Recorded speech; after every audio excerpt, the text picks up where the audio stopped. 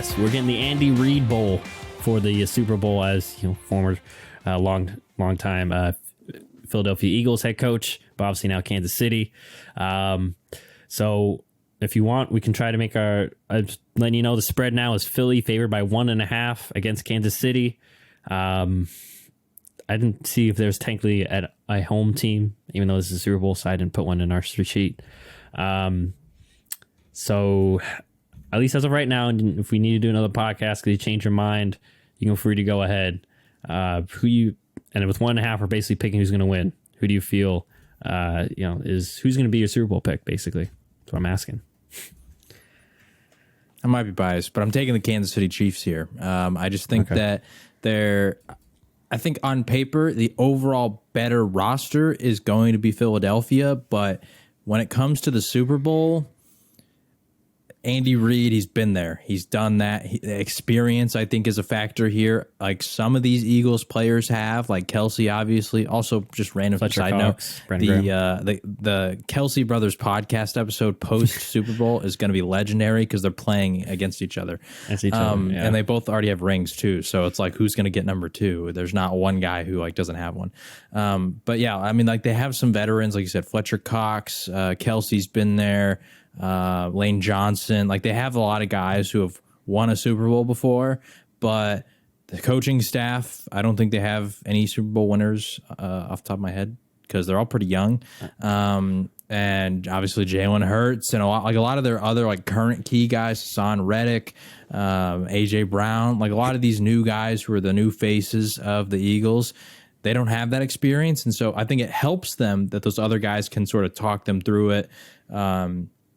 Sort of help them with the mental aspect of it. But I do think that once you get out on that field, just this Chiefs team, they've all been there. They've done that. Mahomes, Kelsey, Chris Jones, a lot of these key guys. Now they do have some people who haven't, namely most of their wide receiver core, some of those younger guys in the secondary, but most of those key players they have, the coaching staff has, Spagnola's still there, they just have a lot of the same people. And so I think that experience is going to be a factor here.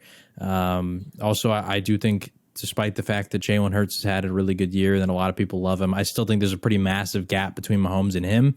And if it comes down to having to make basically I'm saying if the Chiefs get a lead and we need a game tying drive or something like that, versus the other way around and the Eagles have a lead, we need a game tying drive. I just have way more faith in the Chiefs and Mahomes and that offense's ability to pull that off versus the roles being reversed and the Eagles being able to pull that off. So once again, I'm going against the grain here because I do think that based on the line, my brain would say the Eagles are the better team on paper, but I don't know. I got a feeling that the Chiefs they're gonna get their second. Yeah, I'm also picking Kansas City. I'm once again, the game didn't really flow this way, but I just feel like the Chiefs, 2 weeks to prepare. I feel like they have a good game plan to stop the run, and basically, I think they're going to force Jalen Hurts and his arm. Can you beat us? And especially with Steve Spagnuolo's creative designs, if the Chiefs can stop the run game, which I think they can. They've shown to do that against some elite run teams in the past. San Francisco, but throughout other teams too. I think they can pose some issues there for Hurts, and we know on the other side of the ball too. We didn't get to see this with the Niners, but if there is maybe a weakness for the Eagles, it's going to be those linebackers, and definitely in the middle of the field, and especially we know Travis Kelce is going to eat there. So it'll be interesting though if the Eagles decide to put one of their corners, do what the Jaguars did back when they had Ramsey, when they put Ramsey on Gronk in the AFC Championship game. Will they do that this game? And it may be very likely that they can because, Juju's still questionable. Kadarius Toney, who knows their status, so they could be down on some dependable wide receivers there. But it's hard to bet against Mahomes. And like you said, I'm with you. I think there's still a pretty good gap between Mahomes and Hurts. Hurts is amazing. He deserves to be in the MVP conversation, but purely, once again, talking as a thrower, there are different levels, just different levels. Once again, Hurts is still a really good thrower with a football quarterback, but there's still some meat on the bone left to be desired in regards to what he can do. You've mentioned, down the middle is not a strength of his, and I feel like the Chiefs, they don't mind that you taking your shots one-on-one with their long, fast corners. That's what they kind of built for, even though they may not be the greatest sticky guys, but they're coached up pretty well. And I feel like that'll be a big factor. And man, it's a tough pick to make, but yeah, I'm going with Kansas City. They seem like a team on a mission, and especially if they're the underdogs here too, like that's just kind of like with the Bengals game. Like I know they were favored at the end, but I feel like they took the underdog mentality into that game.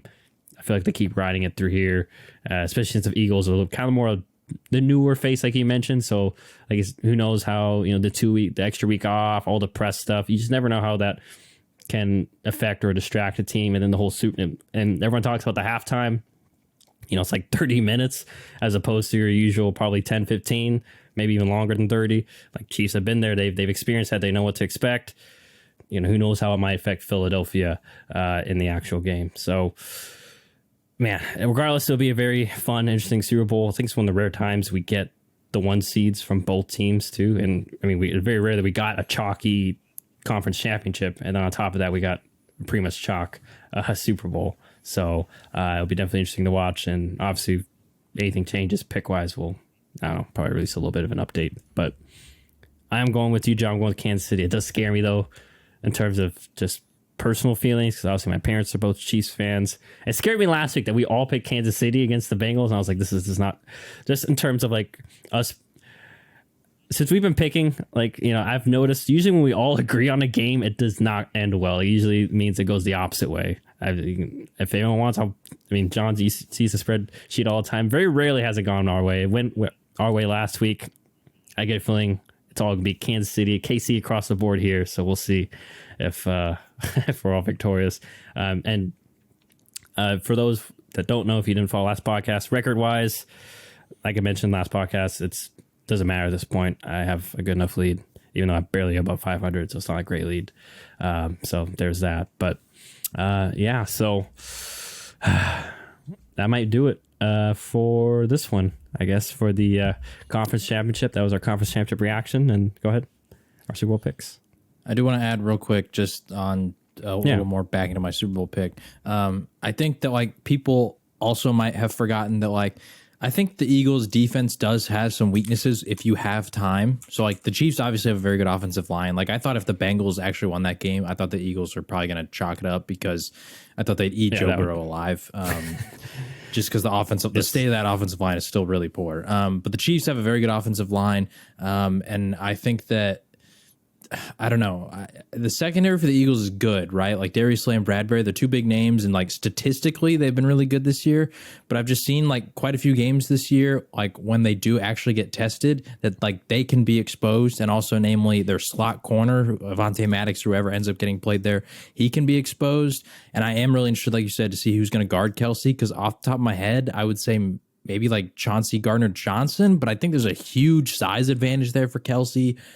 I don't know who, maybe Kazir White, the linebacker, but it just seems like he's a big mismatch. But I don't know. I just think that that secondary can be beat. So far in the playoffs, they have not really been tested whatsoever. They played Daniel Jones and the Giants. Come on. That's just in general, the whole team for the Eagles is not tested in that game. And then the Niners game, as we just talked about, Brock Purdy goes down, then Josh Johnson goes down. They can't even throw the ball. So it just allows the front seven, which is the strength of that defense, to just sit there and dominate. And so I don't know. I'm just really interested to see how this Eagles secondary specifically responds to going against Mahomes and the Chiefs, because I think of the last time they played the Cowboys, they allowed 40 points. And that the key to that game was Dak had time, and then they were able to pick them apart. And obviously, Dak's not as good as Patrick Mahomes, and Kellen Moore and that play calling staff is not nearly as good as Andy Reid. You could argue that the Cowboys have better receivers, but I think that Kelce individually is better than anybody the Cowboys got, and he's way more of a mismatch for that Eagles secondary than maybe a CeeDee Lamb is. So, yeah, I don't know. I'm really interested to see how that secondary holds up in this game. Yeah, I want to throw in, I was about to reference that since you brought it up. That game you mentioned, Dallas 140-34. I know there's no Jalen Hurts, but the defense was still healthy. Darius Slay still played. James Bradbury still played. And yeah, you said Dak went for 347. They scored 40 points. CeeDee Lamb had 10 for 120 and 2 touchdowns. That's not the only game, too. Remember, they lost to the Commanders. That was a shocking one. Terry McLaurin kind of ate him alive, 8 for 128. And we know Tyler Heineke is not nearly as good as anyone else right now left in the playoffs. So very real that it could be a day where the onus is on Mahomes and Kelsey again. And like we saw with that one touchdown too, even if he got perfectly covered, they have such a connection, such great feel for, what each other are thinking that, even if you got to play perfectly covered that corner out, Mahomes still puts the ball in the perfect spot. So, we'll see. Just in general, I don't know if the Eagles have played an offense that is of the Chiefs' caliber. Honestly, I think the closest would have been the Cowboys. I can't remember who else they played. Because they beat the Lions, beat the Vikings early in the year. When it comes to Commanders, the marquee quarterbacks, they didn't play the Chargers, right? They didn't play the Bengals. They didn't play the Bills.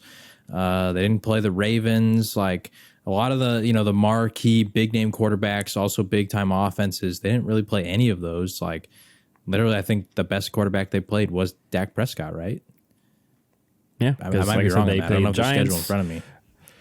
Yeah, I have it right here. So they played Lions, Vikings, Commanders, Jaguars, Cardinals, Cowboys, obviously twice also, Steelers, Texans. I mentioned Commanders already. Colts, my Packers, which that was a 40-33 game, but that was a blowout. And then, and Rodgers is the same as he used to. Titans, and that was when it was, I believe, I'll double check, but I believe that was after Tannehill got injured. So I think that was, why am I blanking on the quarterback's name? Anyway, Giants, Bears, Saints. Willis. They lost to the Saints too. Malik Willis, yeah. And obviously the Giants again late in the year. But in terms of quarterback talents, they played in terms of top 10 talents, they played Dak and Aaron Rodgers. And obviously, like you said, the Packers were not what they used to be. And even in that game, Aaron Rodgers didn't even finish the game. Jordan Love played quite a bit at the end there. And then Trevor Lawrence, but that was early in the year. And even in that game, Trevor had a pretty decent day. And that game was a monsoon too. The weather did not help in terms of the pass game. Yeah, and the Jaguars actually went out 14-0. That's how they started. And then the second quarter happens, and now they're down 20-14 because the Eagles responded with a 20-0 quarter. But even that game was really close. So I don't know. I feel like the Eagles have not been tested like they're about to be against Mahomes, Andy Reid, Travis Kelce. I'm not saying they had some cupcake schedule or anything. I'm not trying to discredit the way that they got there, but it's just it's a step up in terms of the challenge that defensively you're going to have to face. Yeah, so we'll see if those corners, that secondary, is up for the challenge. And once again, it'll be interesting to see what they do to Kelce, because if not, those two, their inside linebackers are solid, but they're not anything amazing. Like I said, probably one of the weaker points, and that's definitely something the Chiefs can try to expose either with Kelce. Maybe they figure out some ways to, get Pacheco going in the run game where it's just him versus those linebackers, and that's a favorable matchup. So we'll see. But since this will obviously be definitely the best quarterback, not named Dak. Well, yeah, him and Dak Prescott are going to be the best quarterbacks they play. Probably the only two top 10-ish quarterbacks, I would say, because I'm not putting Rodgers. Spoiler alert: Rodgers may not make my top 10 quarterback list. Who knows? But you could argue he's poor. But regardless, you can say Rodgers is at that bottom area. He's not top 5 anymore. Definitely not. So we'll see what happens with this with the Super Bowl. Obviously, we're not going to talk Pro Bowl. Sorry, we don't care about the. Not that we don't care. Let me phrase that. I don't care about the Pro Bowl. I don't care. John, do you care? Okay, yeah. I'm not going to watch it. I'm sorry. I have not watched the Pro Bowl since I was very little, and even then, I did not care for it.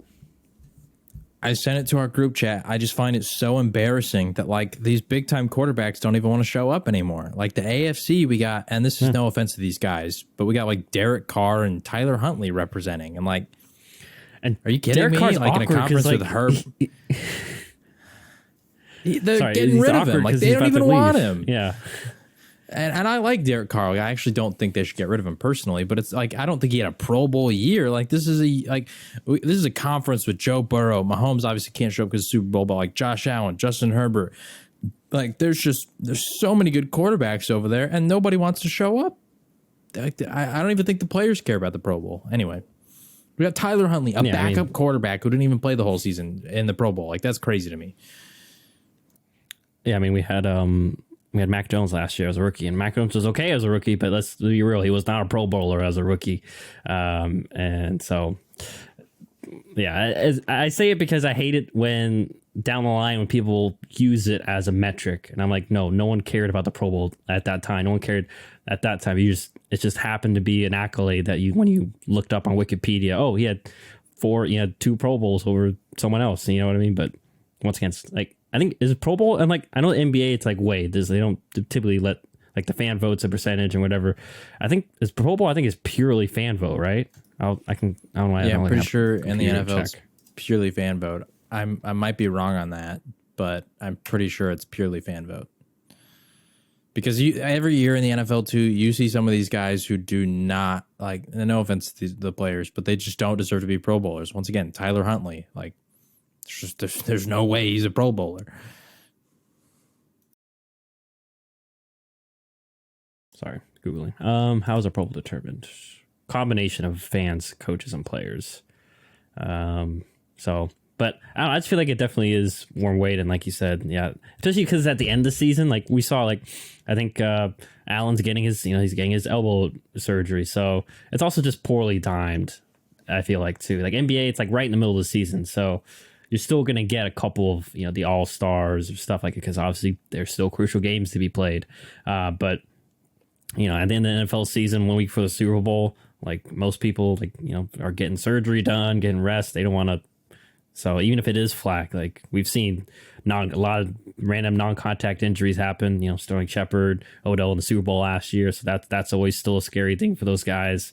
So yeah. And then now that it's only like 7v7, so there goes all the linemen. Like, I don't know. I mean, I will give them credit. They're trying to make it interesting. They're throwing in the Manning brothers. I saw I think Pete Davidson and Snoop Dogg are also like team captains or something like that. I'll give them credit. They're trying, but like, I don't know. Is the juice worth the squeeze at this point? NFL, I don't know. You could focus on, I don't know, paying for better refs, or paying for better technology within your game. I'm just saying. I'm just one guy here on the internet with another guy here on the internet just talking ball. So what do we know? Anyway, anything else you want to go over, or is we done with our Pro Bowl gripes in this episode? All right, that's it for me. All right, well, it's cold. It's here in Texas, so we're going to go back and stay warm in our houses, even though we already are. But I'm sure it gets cold everywhere elsewhere, so hopefully everyone's staying warm, staying safe. I just noticed today my tire was dead flat. I texted John about it, so that was a good revelation. So, yeah, be safe, everyone out there. It's cold. If you watch the Pro Bowl, and I guess don't let me rain on your parade. If you enjoy the Pro Bowl, go ahead and watch it. It's just not my thing. And we'll be back definitely later in the week, because this is one episode. We'll be back later in the week to talk basketball finally, as we're approaching the trade deadline there. And that the whole season's going away there. And you mentioned Jokic MVP. That MVP race is also wide open, at least in my opinion, but we'll find out John's full opinion next episode. And yeah, so we'll talk ball next, and probably won't talk football until after the Super Bowl reactions, but something crazy happens, we got to talk about it. We got you. We'll upload something. So yeah, enjoy y'all's week. We will see you later. Adios.